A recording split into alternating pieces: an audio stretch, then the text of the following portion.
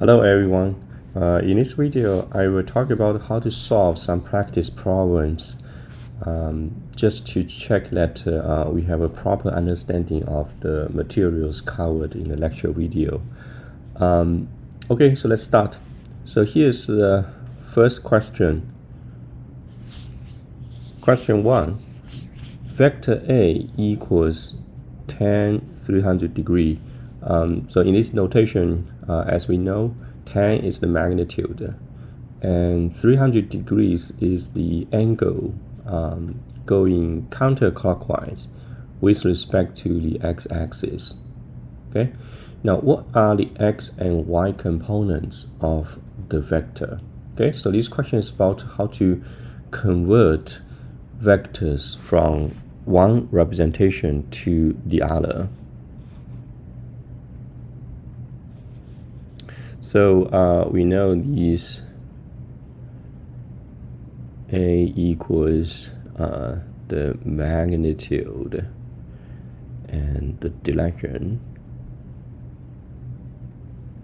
Okay, then we can, this one is like standard notation, so that's why we can directly use the formula that we know before. So now let me say I have A to represent the magnitude, angle theta is the direction, then AX is a cosine theta.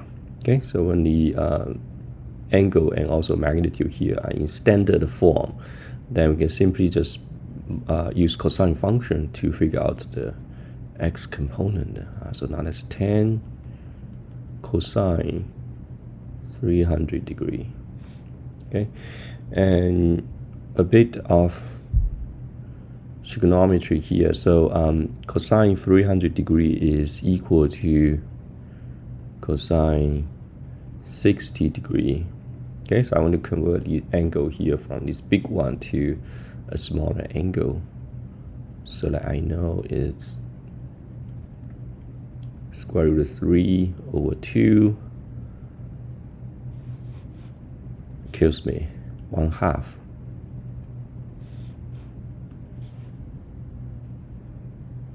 So that's why it's 5. The x component is 5. Now the y component is a sine theta. And then let me skip this step. Actually, I cannot skip sine 300 degree. So now if I want to change to 60 degree, I need to add a negative sign. So that's the difference between a sine function and a cosine function. And that will give us negative 10 times square root 3 over 2, and the result is negative 5 square root of 3. Okay, so these are the two components of the x and y. Now let me illustrate this vector A in the Cartesian coordinate system. So that's x and that's y. Okay, now if I use the magnitude and direction form of the vector representation, then I know its magnitude is 10, and the angle going counterclockwise from the x-axis is 300 degrees. So it's probably something like this, and that's 10, and this angle is 300 degrees. But we also know that if I move clockwise, then I will get the same vector at this location for vector A by going a negative angle, negative 60 degree. Okay, so that's why I can replace this cosine 300 degrees with cosine negative 60 degrees. And due to the property of the cosine function, cosine negative 60 degrees equals cosine 60 degrees. So that's why I have here. And for the sine function, however, if you input the negative 60 degree here in sine function, then it becomes negative sine 60 degrees. So that's why I have a negative sign here. Okay, but they basically represent the same vector. Okay, either using a positive angle or a negative angle in the other direction. And we can also check our calculation because the x component of the vector A is this component, right? So that's why it's positive, pointing along positive x-axis.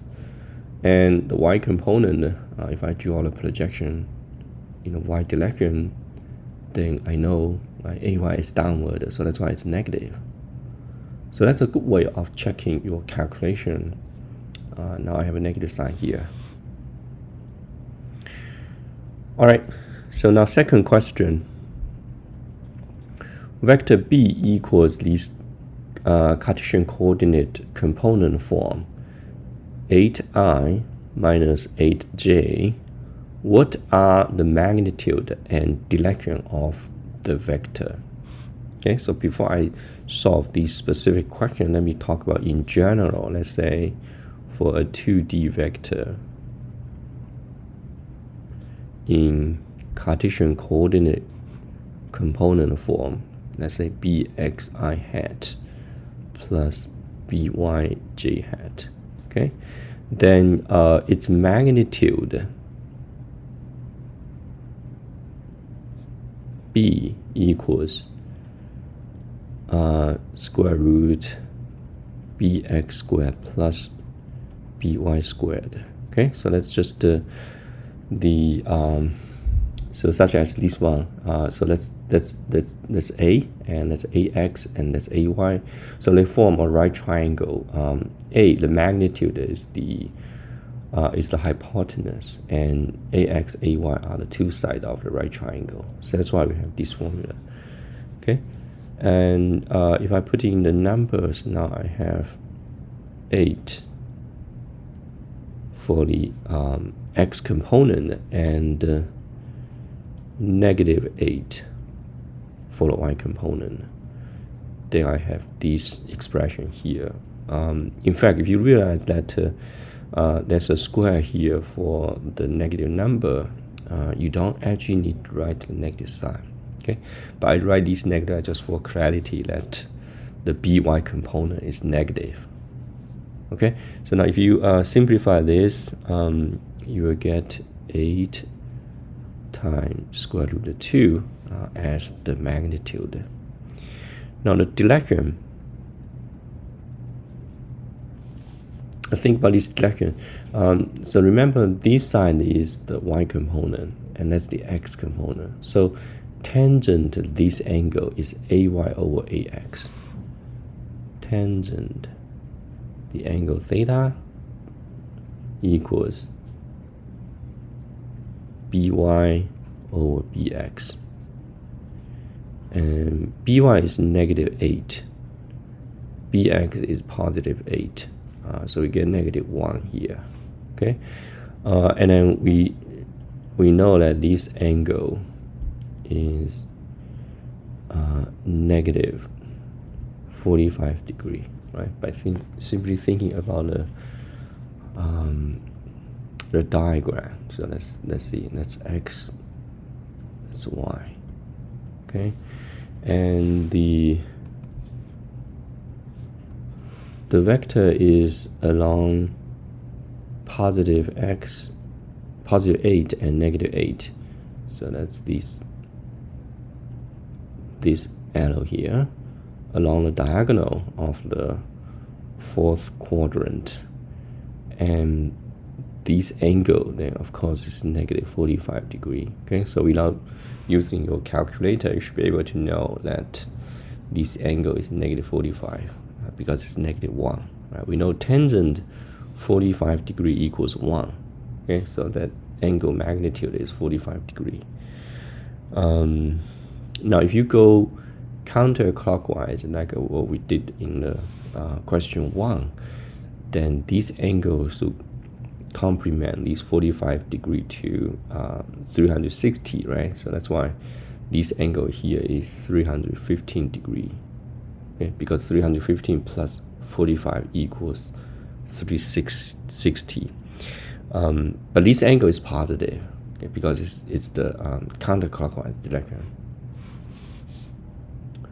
Okay, so that's the these two practice problems to show you how to go from one representation to the other, and then vice versa. Now the third question. So this question is about vector summation. So let's see. Tom drove around in a city. He started at his home and drove at 30 degrees north of east for 3 miles. He then turned right and drove 4 miles east. What were Tom's total distance and displacement from his home? Okay, so so this question, let's see, it says that 30 degrees north of east. So we need to get familiar with these kind of direction information, because we need that to draw a picture. So here's the Cartesian coordinate system, x and y-axis. The origin here, O, is his home. That's the starting position. And then we also need to associate the x and y-axis with the direction in a question. So I want to say x-axis points to the east, and that would mean the y-axis here is the north. Okay, so now let's see, how do we draw 30 degrees north of east? So that means that we need to use the north as the east as the reference direction, and then rotate 30 degrees toward the north. So that's why it's something like this line. Okay, so that's the first vector. Let me call it A. And in terms of the representation that we talk about, it should be 3 miles. That's the magnitude. And the direction is this angle, right, with respect to the x-axis. And this angle should be 30 degrees. That's the standard form for vector representation in terms of magnitude and direction. Now here, the car turned right and drove 4 miles east. Let me draw that, 4 miles east. So we need to draw a direction exactly parallel to the x-axis. Okay, that would represent the second part of the travel. Directly point east, and then it's 4 miles. B's magnitude is 4 miles. So if I write down the magnitude and component form for B, it would be 4 miles and then 0 degrees. Okay, because it's parallel to the x-axis. Okay. All right, so that's the A and B. So we need to do two things here. First thing is about the total distance. So what's the total distance? So we know that distance is a scalar. So it doesn't care about the direction of the trip or travel. And we just need to sum up all segments of the trip. In this case here is the magnitude of A and magnitude of B. So the total distance would be, let me use S here to represent the total distance, should be A's magnitude plus B's magnitude. So that equals 3 plus 4 equals 7 miles. Okay, so now we have a transition to physics, right? It's just not a pure number here. For every number, we should attach a unit, right? In this case here is miles. All right, so now let's think about the total displacement, which is a vector. Okay, so I'm going to use the following summation formula. So C equals A plus B. Okay, so that's the vector summation. And that means that we need to figure out both magnitude and direction. Okay, so in the picture, we can easily draw the vector C because according to head to tail method, for the summation, I already draw the B's tail on A's head. Then the vector C is given by connecting A's tail to B's head.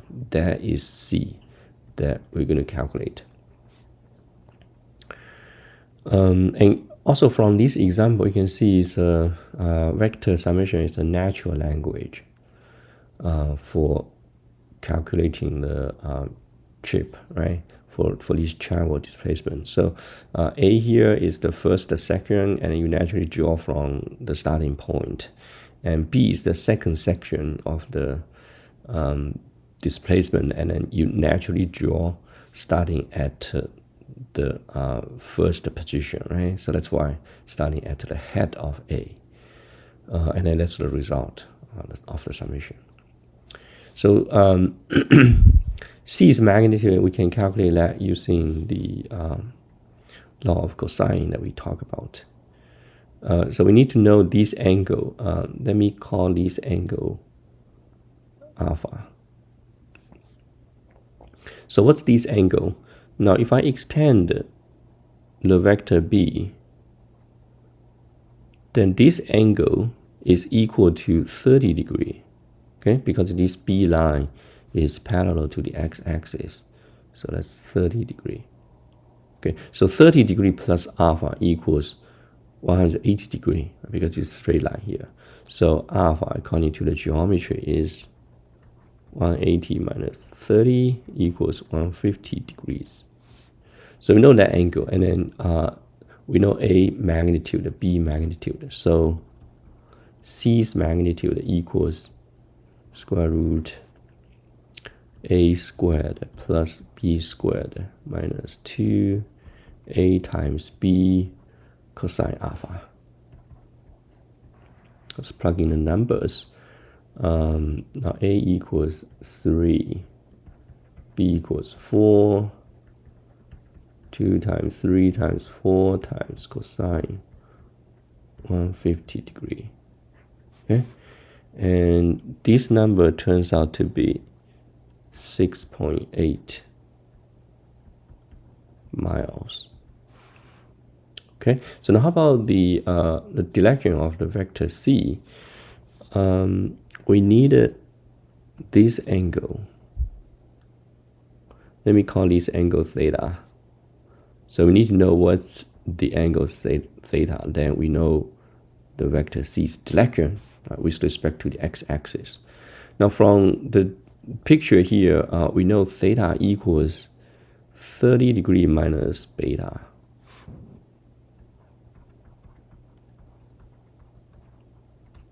And beta is the internal angle.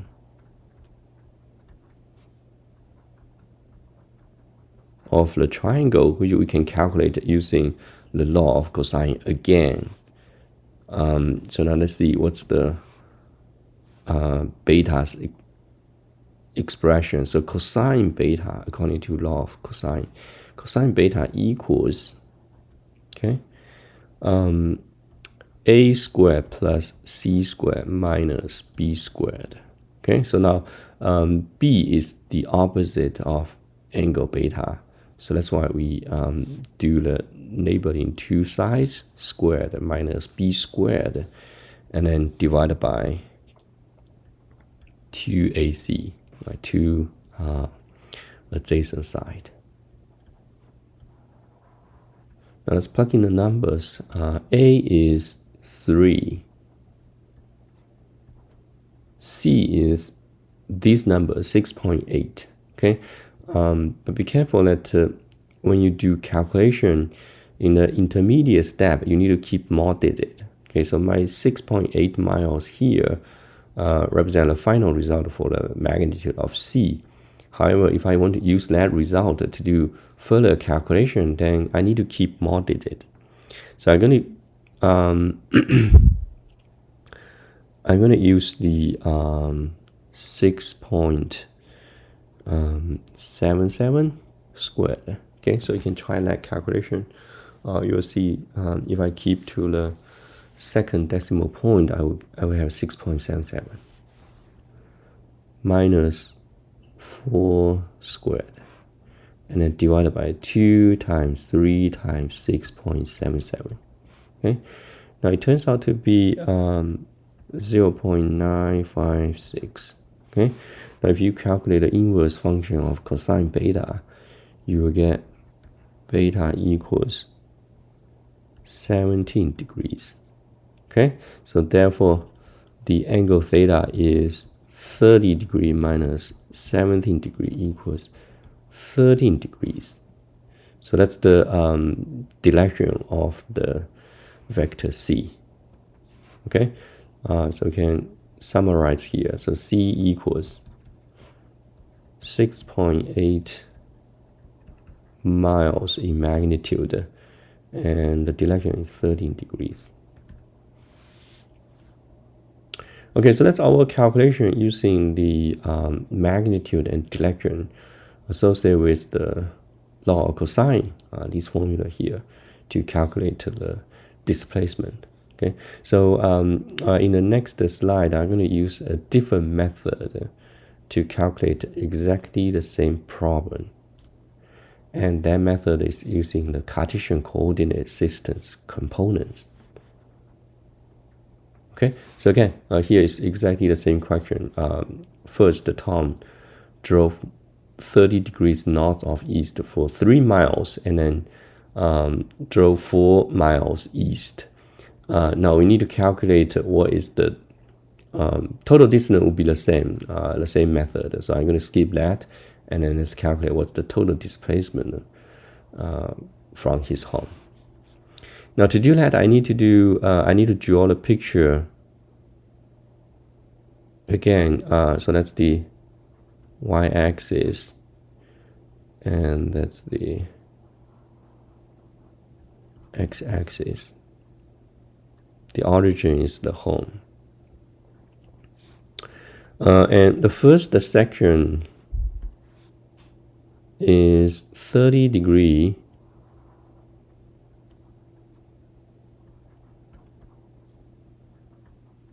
north of east for 3 miles.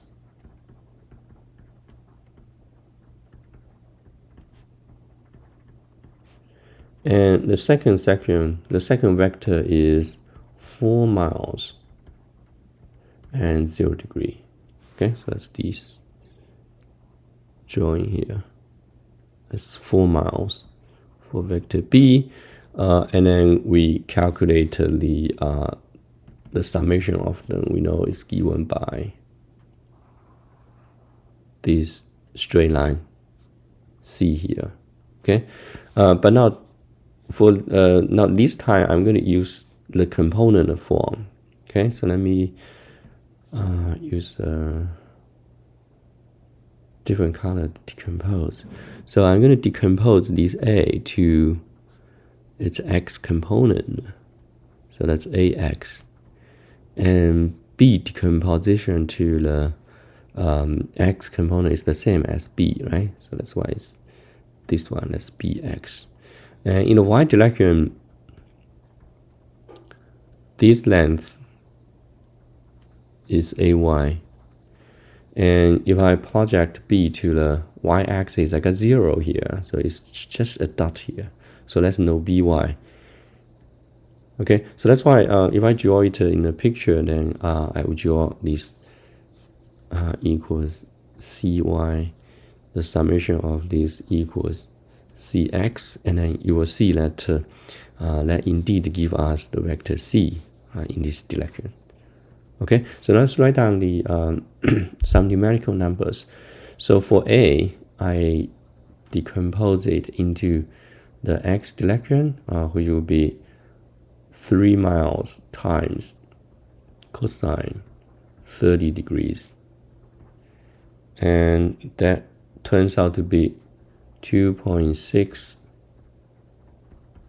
miles. Now AY is 3 times sine 30 degrees. And that turns out to be 1.5 miles. Now similarly, let's decompose B. So the x component is 4 times cosine 0 degree. And then we just get 4 miles directly. And BY will be 4 times sine 0 degree. And we know sine 0 degree equals 0. So that's 0 miles. Okay, so that's why I can say CX now is AX plus BX equals 2.6 plus 4. So we get 6.6 miles. And CY equals AY plus BY. And since BY equals 0, so we have just AY.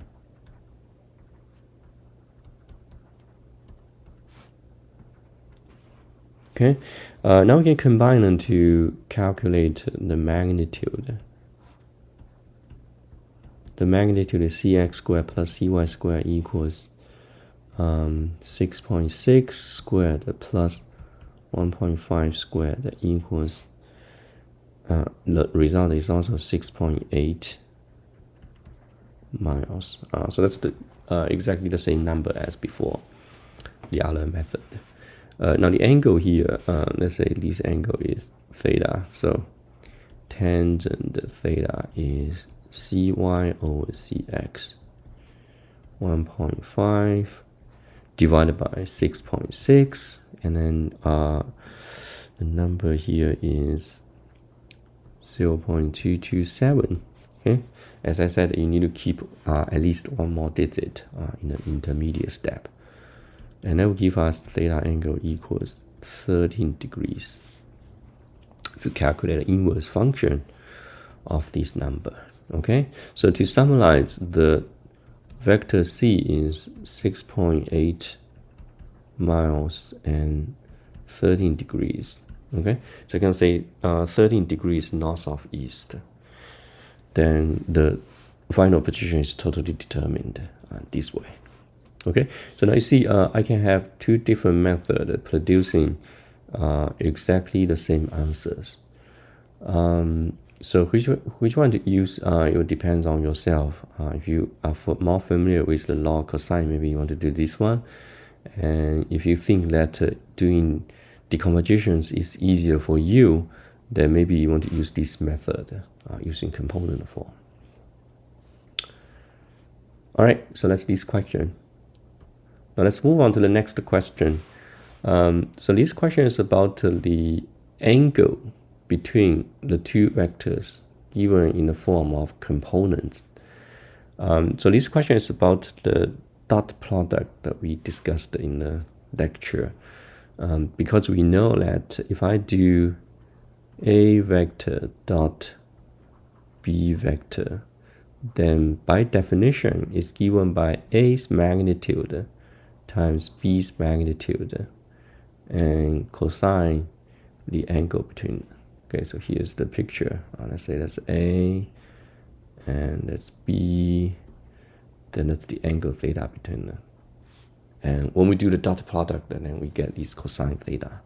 So we can use that information to calculate the angle theta. Now to do that, I need another way of calculating the dot product, because I know using component form I can do ax bx plus ay by, right, for these two-dimensional vectors dot product.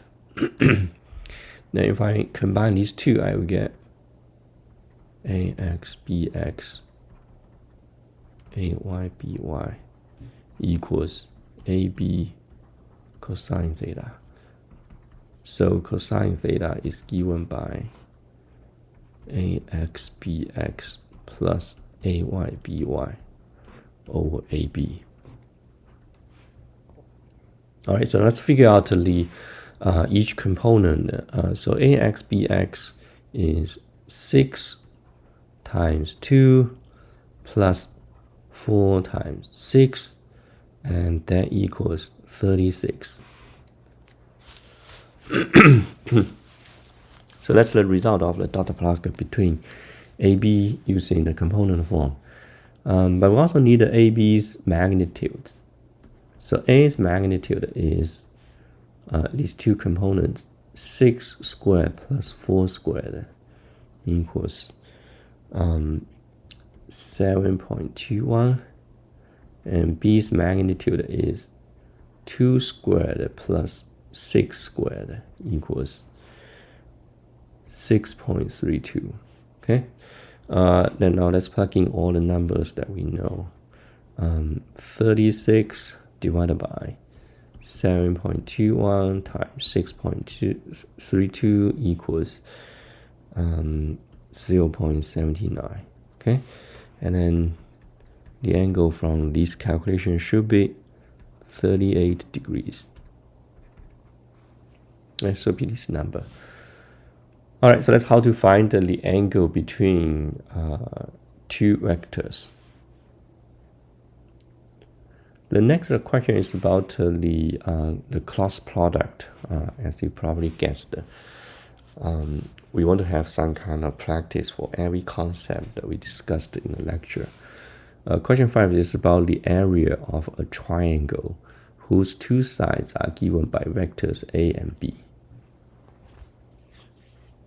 Now, before I talk about how to use the cross product to find the area of the triangle, let me first draw the picture, and then you will see what kind of triangle we're talking about.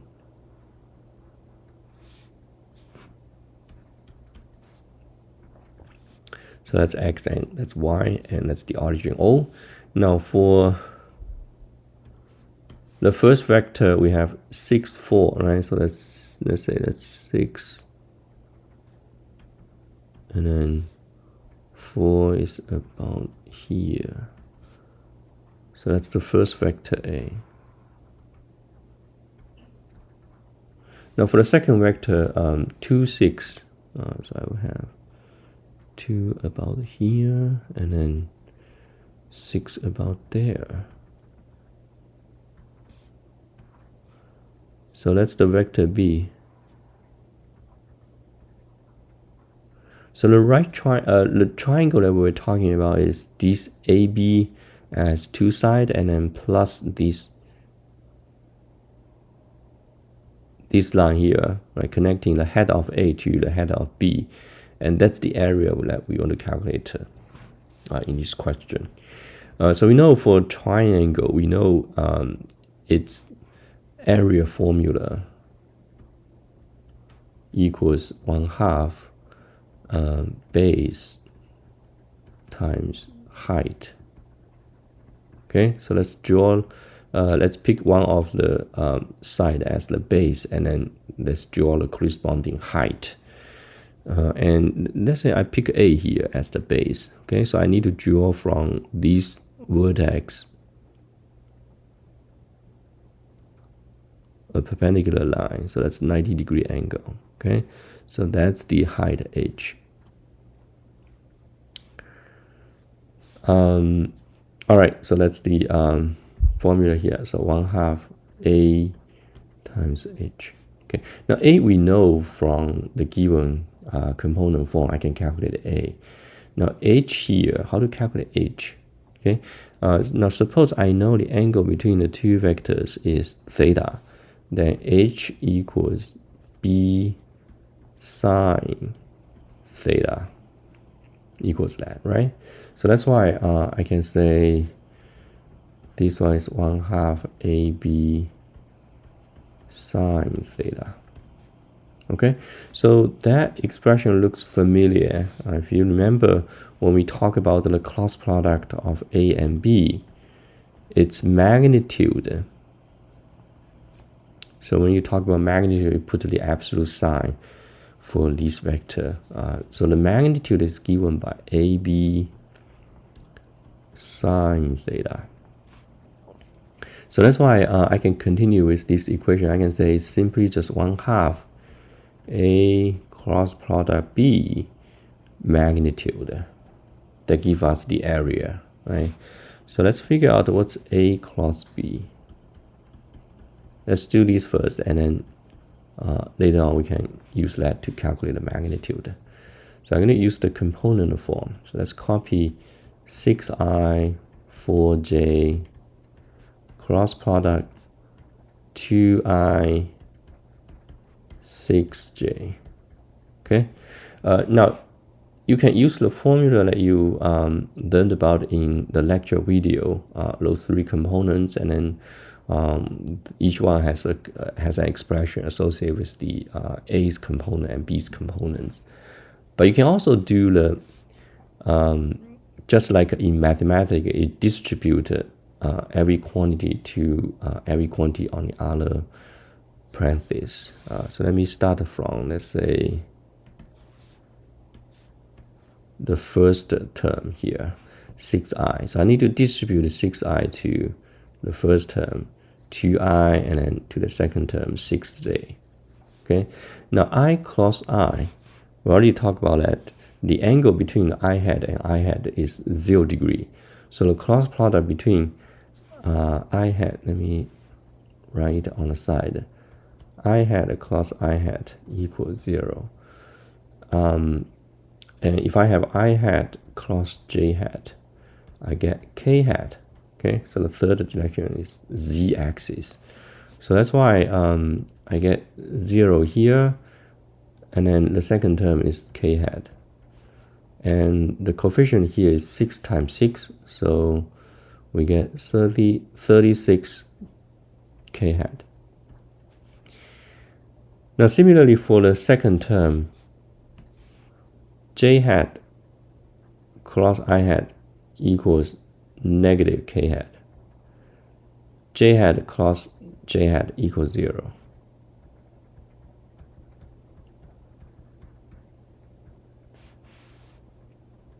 So that's why we have from this contribution negative 8 k hat. Now if I sum them up, I get 28 k hat. Okay, so now this vector, resulting vector, only has a component, z component, 28. So that's why it's very easy to calculate its magnitude.